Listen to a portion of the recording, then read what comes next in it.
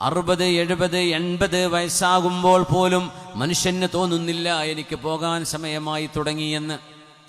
മനുഷ്യൻ ചിന്തിച്ചു പോകുന്നത് ഇനിയും ഞാനിവിടെ മരിക്കാതെ തുടരുമെന്നാണ്. അങ്ങനെ അപ്രതീക്ഷിതമായി നിൽക്കുന്ന സമയത്ത് ഒരു ചെറിയ കാരണം കൊണ്ട് അല്ലാഹു നമ്മളെ കൊണ്ടുപോകുന്നത് കാണുന്നില്ലേ? അല്ലാഹു നമ്മളെ പറഞ്ഞയച്ചത് വളരെ ക്ഷണികമായൊരു ജീവിതത്തിനാണ്. എന്നൊന്നും നിലനിൽക്കുന്ന ലോകമല്ല ഇത്.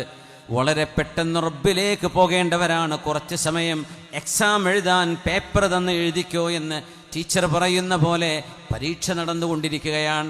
ബെല്ലടിച്ചാൽ നിർത്തണം കേട്ടോ എന്നാണ് ടീച്ചറുടെ ഉത്തരവെങ്കിൽ, അതുപോലെ അള്ളാഹുവിൻ്റെ മലക്കുൽ മൗത്ത് വരുമ്പോൾ നിർത്തിപ്പോകേണ്ടവരാണ് നമ്മൾ. ആരാണതിനെക്കുറിച്ചൊക്കെ ചിന്തിക്കുന്നത്? ഇപ്പോൾ കം ലബിത്തും ഫിൽ അർളി അദദ സിനീൻ, 90ഉം 100ഉം വയസ്സ് കഴിഞ്ഞ് മരിച്ചുപോയ മനുഷ്യരോട് പോലും അള്ളാഹു എത്രയാണ് നിങ്ങൾ ഭൂമിയിൽ